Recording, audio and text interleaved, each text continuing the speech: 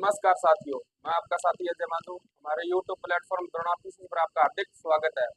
तो पिछली कई क्लासों में हम खेलों के बारे में पढ़ते आ रहे हैं, जिसमें से हमने कई खेल पढ़ दिए। हॉकी, क्रिकेट, बैडमिंटन के बारे में हम जो अब पढ़ रहे हैं। तो बैडमिंटन के बारे में हमने कल की क्लास में जो पढ़ लिया कि बैडमिंटन में जो खेल है कैसे खेला जाता है, किस प्रकार का खेल है, ये सब हमने जो पढ़ लिया। तो आज हम इस क्लास में आगे चलते हैं। तो आज इसमें हम देखें बैडमिंटन का जो ग्राउंड है उसका माप क्या देखें। बैडमिंटन का आज ग्राउंड के बारे में पढ़ते हैं। इसमें आगे भी हमने चेतावनी के बारे में भी पढ़ते हैं, yellow card, black card, red card, ये भी हम आज हमें ये देखते हैं। बैडमिंटन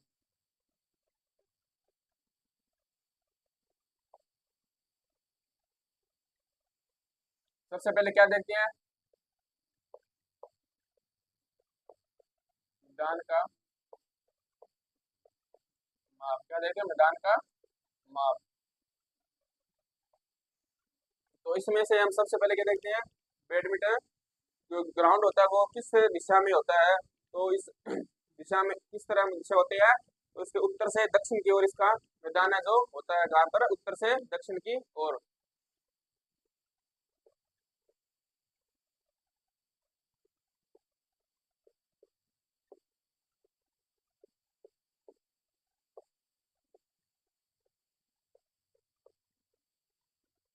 उत्तर से दक्षिण की ओर है जो इसका मैदान है जो होता है किसका, बैडमिंटन का। लंबाई देखें तो 13.40 मीटर। कितनी, 13.40 मीटर यानी 44 फीट।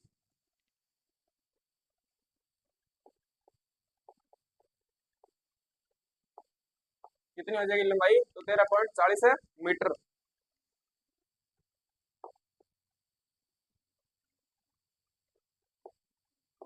फीट में देखें तो 40 फुट। कितना हो जाएगा, 40 फुट। 40 फुट है जो 40 फुट है इसकी लंबाई है जो हो जाएगी। अब एकल चौड़ाई, सिंगल प्लेयर के लिए चौड़ाई देखते हैं।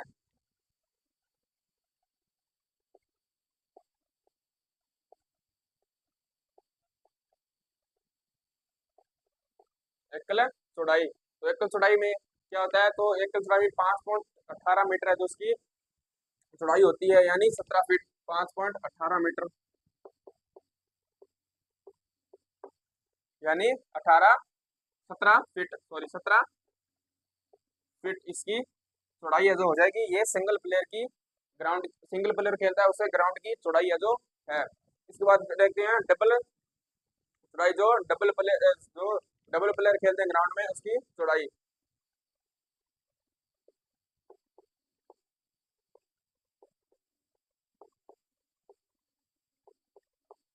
डबल चौड़ाई, तो डबल चौड़ाई के लिए कितनी हो जाएगी, तो 6.10 मीटर। 6.10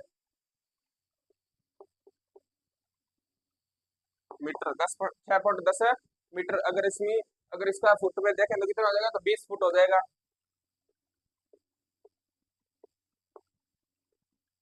20 फीट। इसकी डबल की चौड़ाई कितनी है, 6.10 मीटर। फुट में देखें तो 20 फुट है जो चौड़ाई इसकी हो जाएगी। अब साइड लो भी देखते हैं।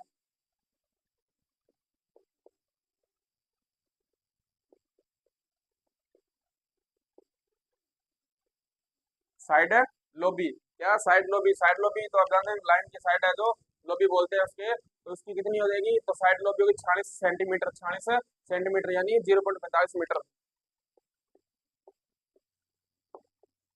0.45 सेंटीमीटर होगा। 0.45 मीटर है जो इसकी साइड लोबी जो हो जाएगी। क्या हो जाएगी, साइड लोबी 0.45 मीटर। और इसकी होगी 46 सेंटीमीटर। इसके बाद देखेंगे बैक लोबी। बैक लाइन कितनी होगी, बैक लोबी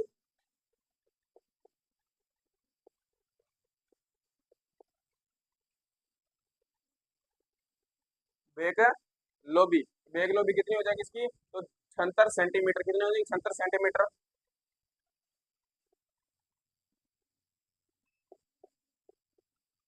मीटर में देखें तो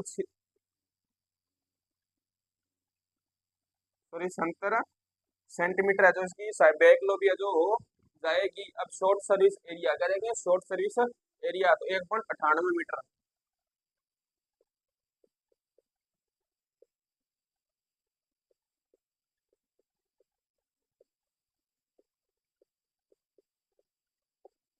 कितना हो जाएगी 1.98 मीटर है जो उसका short lobby short service area है, जो कितना हो जाएगा 1.98 मीटर। इसके बाद देखते हैं लाइन की मोटाई कितनी होती है। लाइन की मोटाई 4 सेंटीमीटर है, जो लाइन की मोटाई होती है कितनी 4 सेंटीमीटर।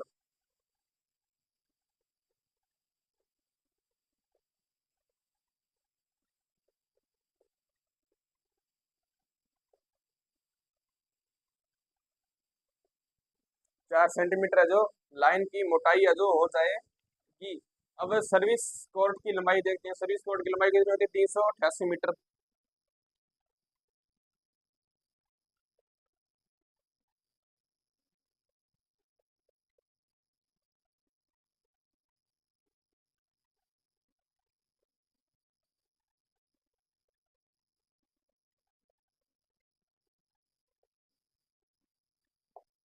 3.88 मीटर कितनी हो जाएगी सर्विस कोर्ट।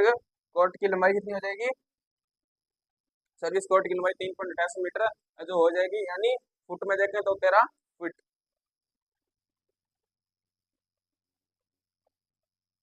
13 फीट इसकी सर्विस कोर्ट की लंबाई हो जाएगी। किसकी सर्विस कोर्ट की लंबाई। तो एक बार दोबारा से मैदान का माप देख लेते हैं। उत्तर से दक्षिण दिशा में होता है ये ग्राउंड कितनी। उत्तर से दक्षिण दिशा में इसका जो माप है ग्राउंड है जो होता है। लंबाई देखें तो लंबाई 13.40 मीटर है जो होती है। फुट में देखें तो 40 फुट। एक सिंगल प्लेयर के लिए चौड़ाई कितनी होती है। सिंगल प्लेयर खेलता है उससे ग्राउंड की चौड़ाई है जो कितनी होती है तो 5.18 मीटर। फुट में देखें तो 17 फीट। डबल प्लेयर खेलता है उससे ग्राउंड की चौड़ाई देखें तो कितनी होगी 6.10 मीटर यानी 20 फीट। साइड लो भी कितनी है 40 सेंटीमीटर यानी 0.45 मीटर हो गई। बैक लो भी 76 centimetre. Short service area 1.98 metre. Line की मोटाई होती है वो 4 सेंटीमीटर है जो होती है। सर्विस कोर्ट की लंबाई कितनी होती है 3.88 मीटर यानी फुट में देखा तो 13 फुट है जो इसकी सर्विस कोर्ट की लंबाई है जो होती है। अब आगे देखते हैं नेट। नेट के बारे में पढ़ते हैं। नेट को आपने देखा होगा जो नेट बना होता है बैडमिंटन के सेंटर में लगा नेट है, उसके बारे में हमें देखते हैं। लंबाई चौड़ाई उसके बारे में हमें देखते हैं।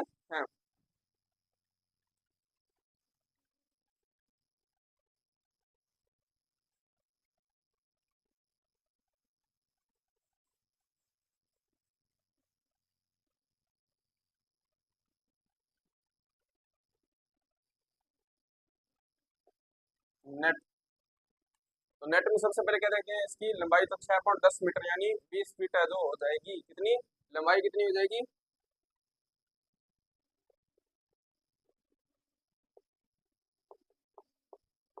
6.10 मीटर यानी फीट में कितनी हो जाएगी। फुट में देखें तो कितनी हो जाएगी 20 फीट। कितनी 20 फीट है जो इसकी लंबाई हो जाएगी। अब देखें चौड़ाई तो चौड़ाई कितनी होगी 0.70 मीटर। 0.70 मीटर।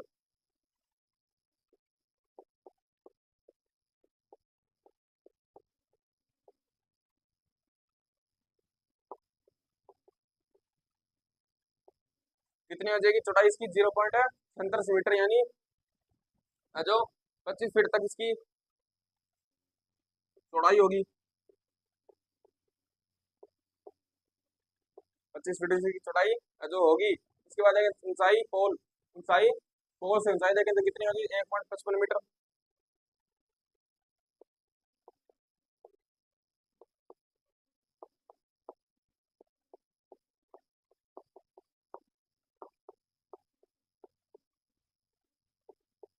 1.55 मीटर है जो इसकी पोल से ऊंचाई हो जाएगी, यानी कितनी हो जाएगी 1.55 मीटर। नेट की ऊंचाई 2 से 5 फुट होती है। कितनी होती है 5 फुट होती है 1.52 मीटर।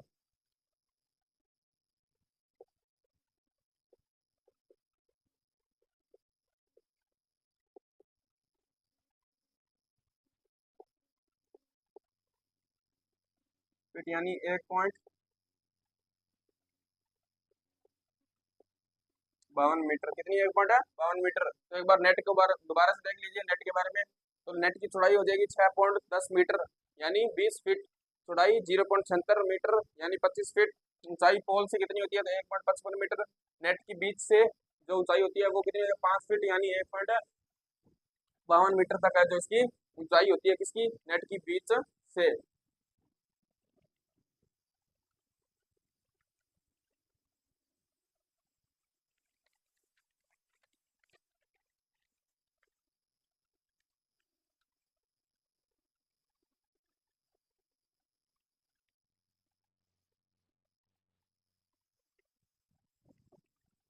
इसके बाद में पढ़ते हैं शटल। शटल के बाद शटल तो आप जानते हैं, जो जिसको हमें बल्ले से जो किक करते हैं, मारते हैं, तो उसे शटल बोलते हैं, कॉक बोलते हैं, कई जगह पर इसे चिड़िया के नाम से भी जाना जाता है। कई अलग अलग हमारे भारत में अलग अलग स्टेट है, वहाँ पर अलग अलग नाम से भी जाना जाता है, कहीं चिड़िया के शटल कॉक, ऐसे अन्य भी कुछ इसके नाम है जो उसे जानते हैं। तो अब हम पढ़ते हैं शटल के बारे में।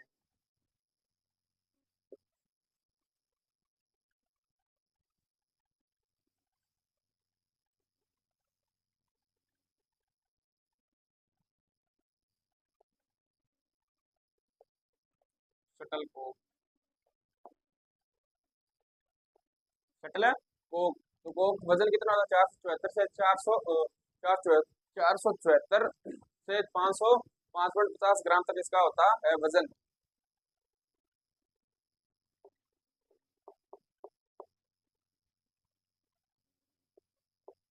76 से 5.50 ग्राम, कितना होता है? 5.50 ग्राम क्या होता है इसका वजन। इसके बाद लंबाई कितनी होती है? 62 से 70 सेंटीमीटर, 62 से 70 सेंटीमीटर इसकी लंबाई जो होती है, सॉरी एमएम होती है, मिलीमीटर।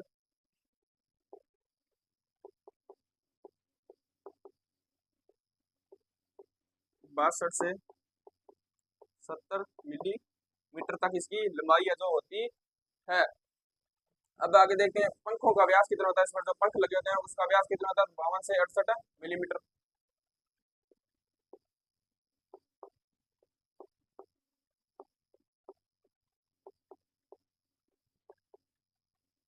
कितना होता है इसका व्यास पंखों का? 52 से 68 मिलीमीटर, और सॉरी 58 से 68 मिलीमीटर।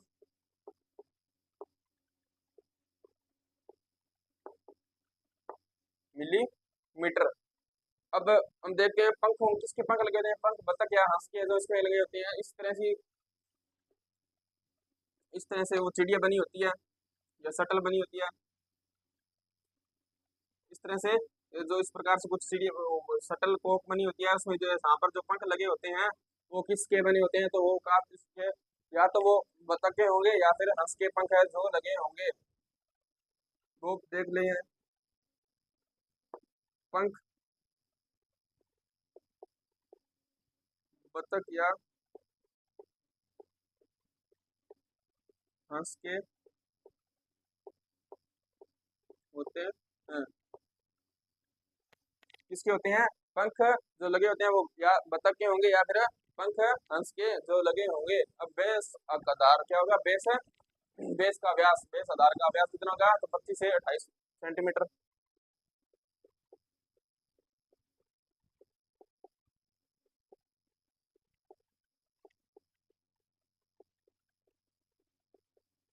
बेस आधार का जो व्यास कितना होगा? 25 से 28 सेंटीमीटर।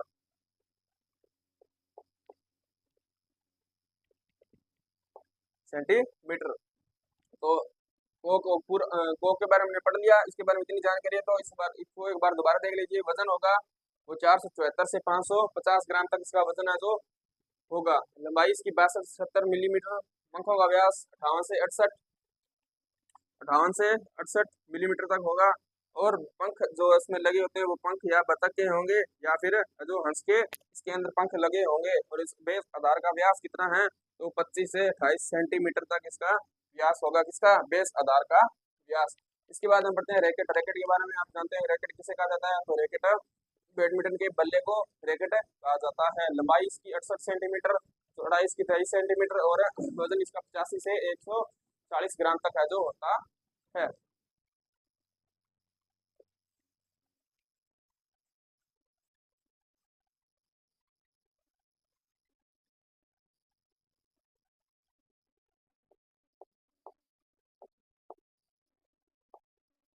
रैकेट, तो इसकी लंबाई कितनी है?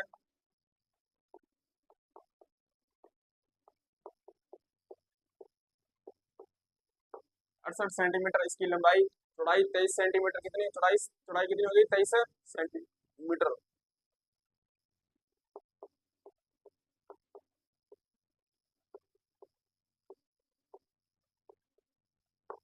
चौड़ाई कितनी होगी? 23 सेंटीमीटर। इसके बाद वजन इसका 85 से 140 ग्राम तक होता है। 85 से 140 तक इसका वजन होता है। वजन 85 से 140 ग्राम कितना होगा? वजन 85 से 140 ग्राम। एक बार दोबारा देख लीजिए, लंबाई इसकी 68 सेंटीमीटर, चौड़ाई इसकी 23 सेंटीमीटर और वजन इसका 85 से 140 ग्राम तक जो होता है। अब हम आगे, हमने बैडमिंटन के जो मेन है, जो ग्राउंड, रैकेट, शटल, उसके बारे में हमने जो पढ़ लिया। अब हम आगे देखते हैं इसके में चेतावनी में जो कार्ड दिए जाते हैं उसका कौन कौन क्या क्या मतलब होता है। तो इसमें 3 प्रकार के कार्ड होते हैं, येलो कार्ड, रेड कार्ड और ब्लैक कार्ड। येलो कार्ड से इसमें चेतावनी के लिए जो चेतावनी दी जाती है उसमें येलो कार्ड का प्रयोग किया जाता है। रेड कार्ड से जो रेड कार्ड दिया जाता है तो विरोधी टीम को 2 पॉइंट है जो दिया जाता है। और ब्लैक कार्ड होता है, ब्लैक कार्ड से टूर्नामेंट से बाहर है जो टीम को कर दिया जाता है। वो हम अब देखते हैं।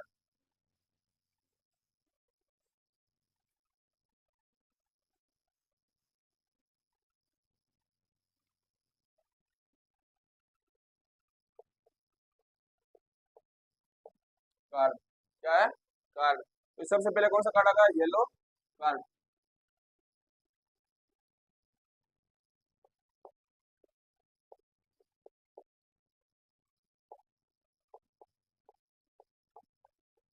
Yellow card. तो इसमें येलो कार्ड में क्या होगा? सबसे पहले इसे इसमें चेतावनी या वार्निंग के लिए इसका प्रयोग किया जाता है।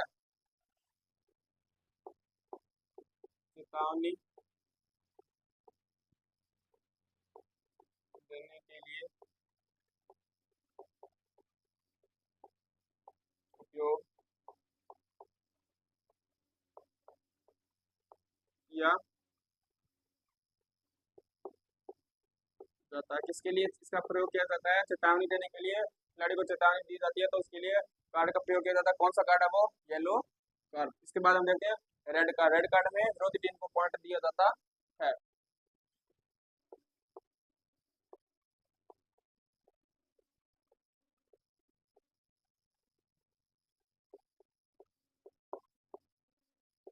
विरोधी टीम को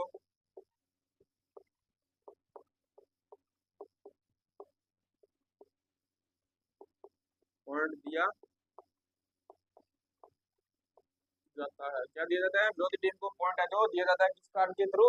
रेड कार्ड अगर मिलता है किसी टीम को तो उसमें अगली जो विरोधी टीम है उसको एक पॉइंट है जो दिया जाता है। अब देखते हैं black card. Black card tournament से बाहर कर दिया जाता है।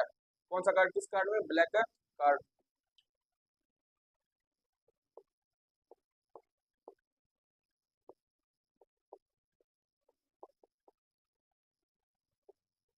इस कार्ड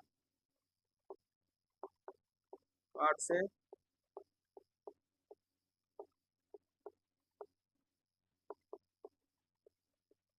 टूर्नामेंट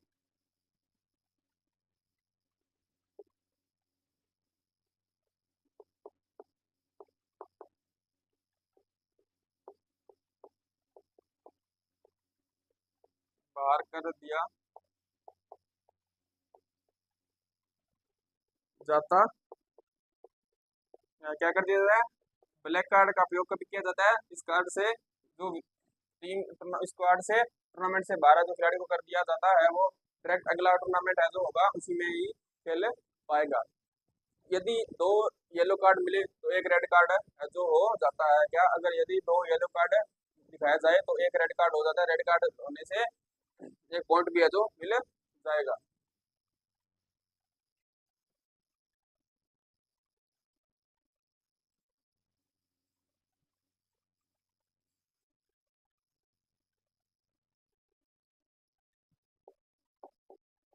यदि 2 येलो कार्ड दिए जाए तो एक रेड कार्ड हो जाएगा।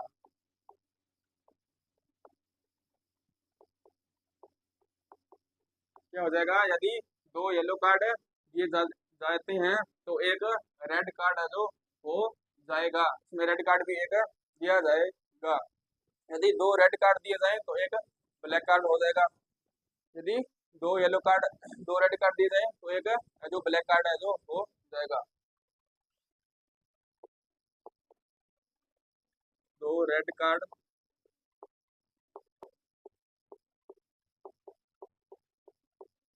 दिए जाए तो,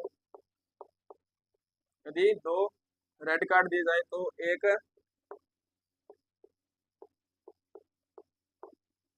ब्लैक कार्ड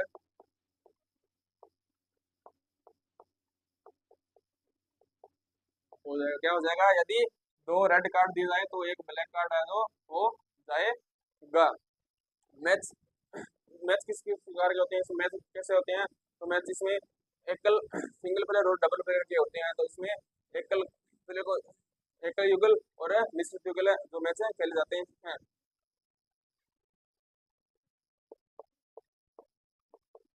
ब्रिटेन में एकल युगल व मिश्रित युगल में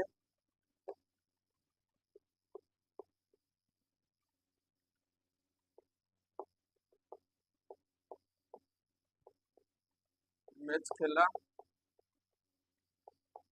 जाता है। क्या खेला जाता है? एकल युगल और मिश्रित युगल में। एकल युगल में तो सिंगल प्लेयर खेलता है और मिश्रित युगल में डबल प्लेयर है जो मैच खेलता है। इसके साथ निर्णायक की बात करें तो इसमें एक रेफरी, अंपायर, सर्विस जज और जो दो लाइन जज होते हैं।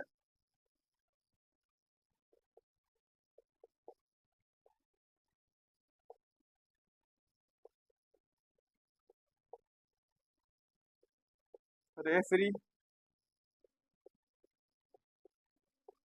अंपायर,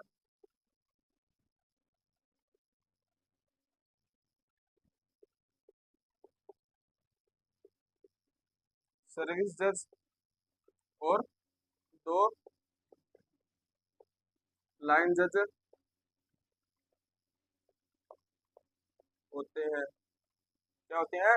इसमें रेफरी, अंपायर, सर्विस जज और दो लाइन जज होते हैं। रेफरी का जो जो निर्णय करता है और अंपायर का जो अंतिम फैसला आता है, उस अंपायर का योगदान होता है। सर्विस जज में जो सर्विस करते हैं इस टाइम सर्विस जज जो देखता है, और दो लाइन जज कब देखते हैं जो पीछे लाइन आउट ना हो जाए प्लेयर, इसलिए सॉरी जो शटल लाइन आउट होती है जो ग्राउंड से बाहर करती है उसका ध्यान रखते हैं। इसके लिए दो लाइन जज जो होते हैं। इसके बाद मैच आते हैं। इसके मैच इसके किस प्रकार होते हैं वो हमें देखते हैं।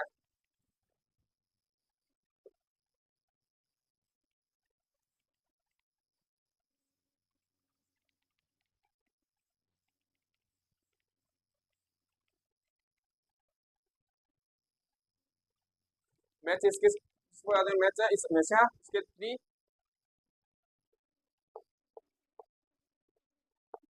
मैच हमेशा थ्री सेट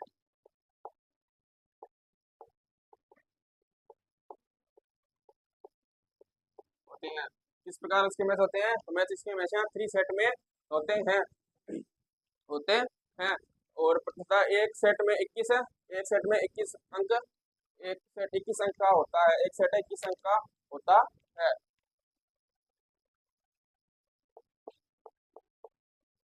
एक सेट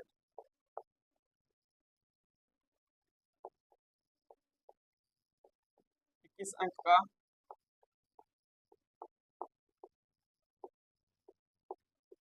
होता है। कितने अंक का होता है एक सेट? है एक सेट 21 अंक का जो होता है। 30 अंक, 30 अंक का, 30 अंक तक हो सकता है, 30 अंक का हो सकता है। लास्ट पॉइंट है, लास्ट पॉइंट जो गोल्ड होता है 30 अंक तक हो सकता है, लेकिन लास्ट जो पॉइंट होता है वो गोल्ड होता है। सेट 30 अंक तक हो सकता है,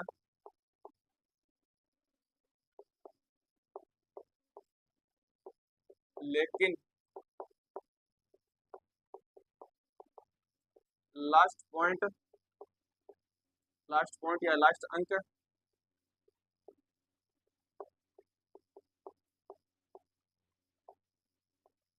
गोल्ड होता क्या होता है, सेट 30 अंक तक भी हो सकता है, लेकिन जो लास्ट अंक इसमें होता है वो गोल्ड होता है। तीसरा सेट 11, तीसरा सेट जो 11 पॉइंट पर मैच चेंज होता है, तीसरा 11 अंक पर है जो सेट चेंज होता है।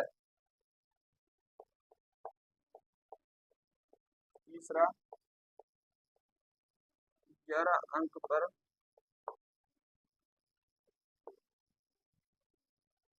तीसरा सेट 11 अंक पर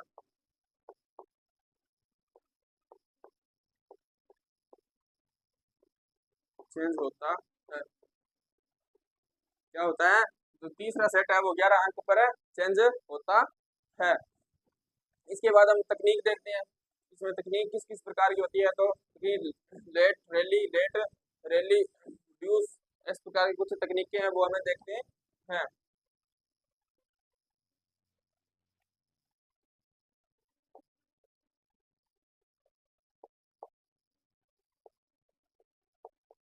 late rally deuce, let rally deuce और drop, let rally deuce drop और hand out of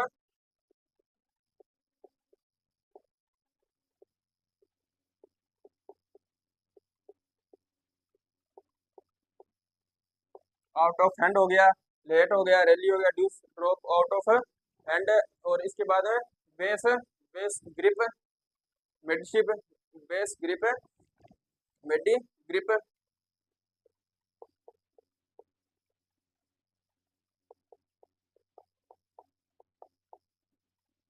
base midi grip. और इसी के साथ फोर हैंड, फोर हैंड और बैक हैंड,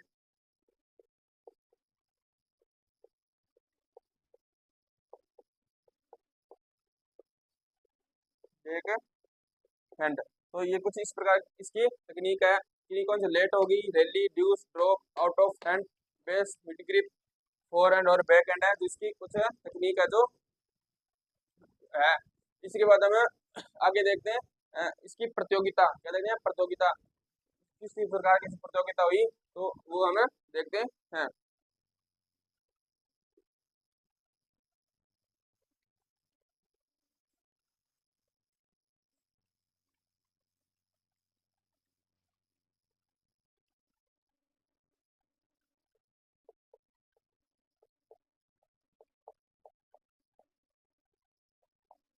प्रतियोगिता, तो हम देखते हैं पुरुषों के लिए कौन सी प्रतियोगिता हुई, महिलाओं के लिए कौन सी प्रतियोगिता हुई। रहमतुल्लाह कप, कौन सी, रहमतुल्लाह कप,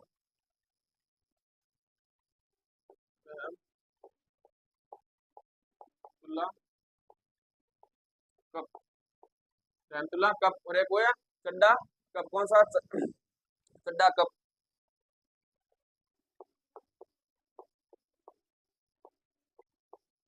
चड्डा कप। तो रहमतुल्लाह कप है जो किसके लिए हुआ है, तो ये राष्ट्रीय टीम की कौन सी, पुरुषों की राष्ट्रीय टीम पुरुषों के लिए।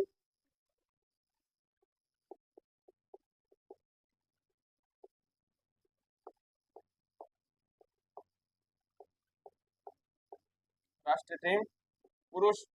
और चड्डा कप हुआ है वो किसके लिए हुई, तो राष्ट्रीय टीम है महिला, किसके लिए, राष्ट्रीय टीम है महिला।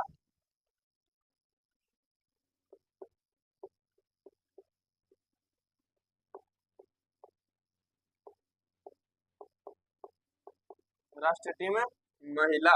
तो एक बार दोबारा ये प्रतियोगिता देख, रहमतुल्लाह कप हुआ जो राष्ट्रीय टीम पुरुष के लिए, चड्डा कप हुआ जो राष्ट्रीय टीम है महिला के लिए जो हुआ। इसके बाद विकास ट्रॉफी वाला चैलेंज कप, विकास ट्रॉफी वाला चैलेंज कप।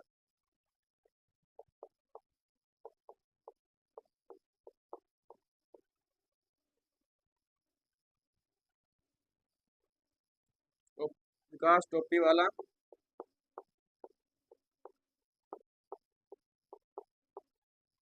चैलेंज कप, कौन सा, विकास ट्रॉफी, ट्रॉफी वाला चैलेंज कप है, सॉरी,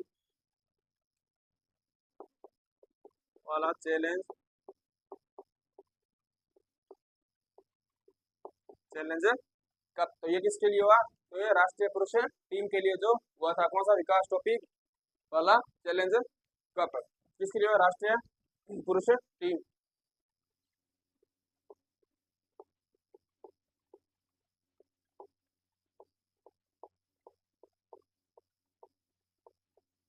राष्ट्रीय पुरुष टीम। इसके बाद अगला कौन सा है? तो ओलंपिक, सॉरी, अगला कौन सा हुआ? तो Olympic, Olympic challenge cup, Olympic challenge cup.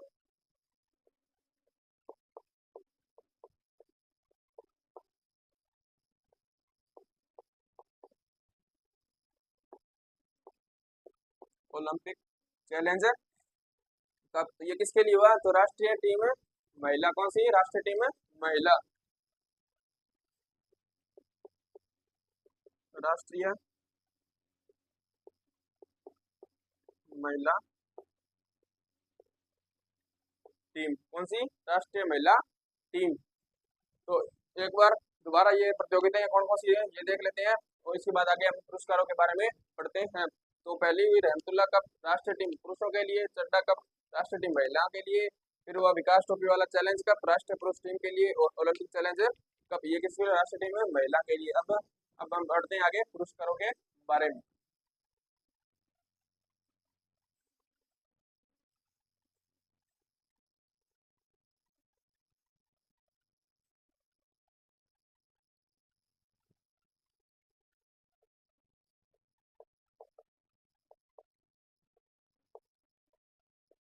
पुरस्कार, तो पुरस्कार में सबसे पहले कौन सा आता है? अर्जुन पुरस्कार।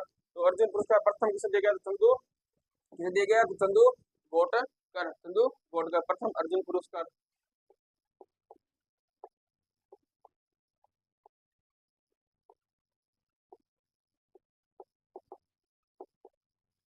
किसे दिया गया? चंदू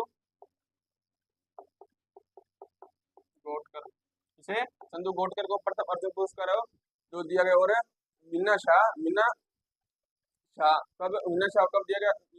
और मीना शाह, चंदू गोटकर और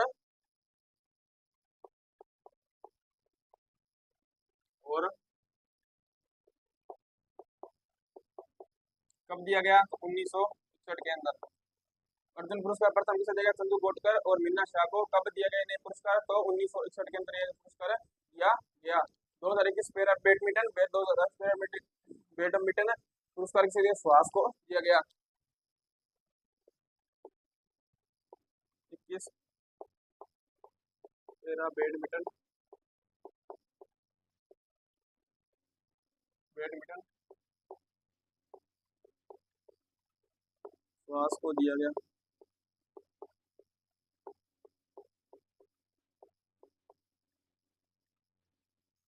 किसे दिया गया? तो para badminton 2021 para badminton Suhas को जो दिया गया। इसके बाद 2020 की भी बात करें तो 2020 में श्री 2020 की बात करें 2020 में किसे दिया गया? सात्विक, श्री सात्विक,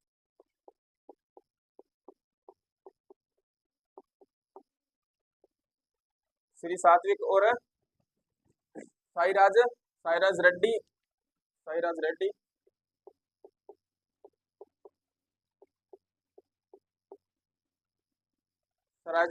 साईराज रेड्डी और चिराग चंद्रशेखर को दिया गया। और चिराग चंद्रशेखर को दिया गया।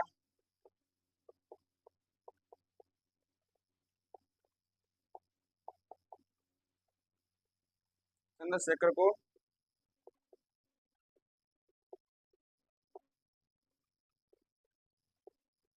दिया गया।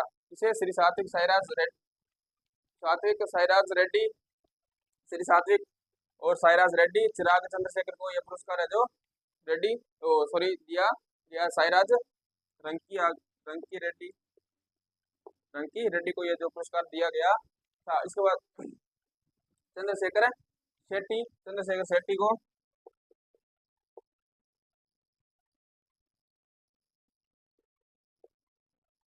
शेट्टी को यह जो पुरस्कार है जो दिया गया। कब? 2020 के अंदर जो पुरस्कार है इनको मिला था।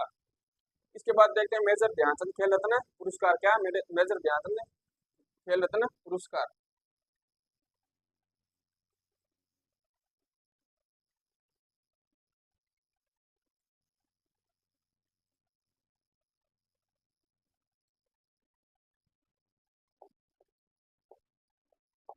मेजर ध्यानचंद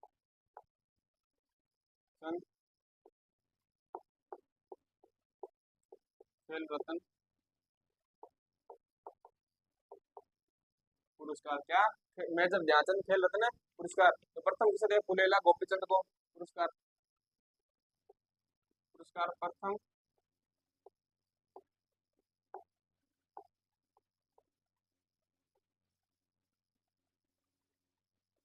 पुलेला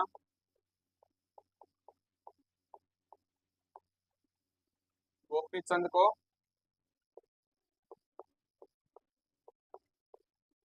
दिया गया। क्या दिया गया? प्रथम मेजर ध्यानचंद खेल रत्न पुरस्कार किसे दिया गया? तो पुलेला पुलेला गोपीचंद को दिया गया था। कब दिया? 2000 और 2001 में। 2001 में 2000 2001 के अंदर जो नहीं पुरस्कार मिला था। 2021 में प्रमोद भगत 2021 में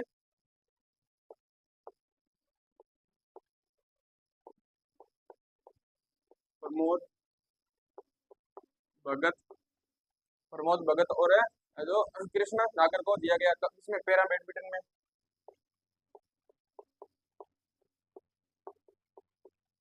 किसमें दिया गया?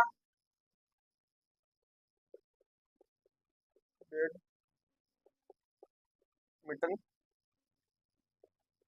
में जो नहीं पुरस्कार दिया गया था। अब आगे बात करें द्रोणाचार्य पुरस्कार। यहाँ पे देख लेते हैं।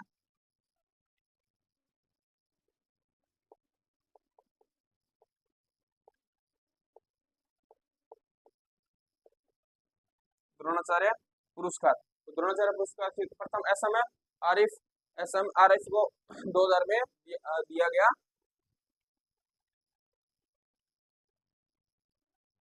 प्रथम की बात करें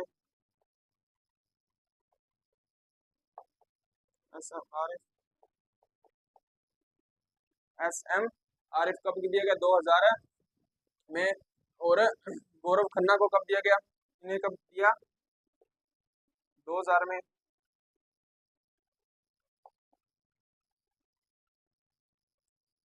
गौरव खन्ना को कब दिया गया? 2020 में नहीं, यह पुरस्कार दिया गया था। इसके बाद हम 2021 में किसी को नहीं मिला।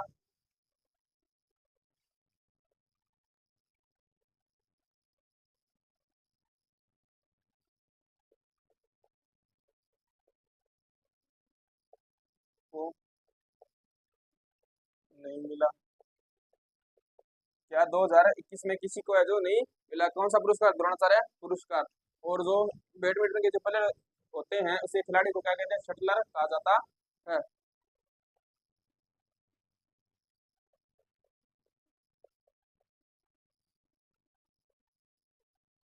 ये खिलाड़ी को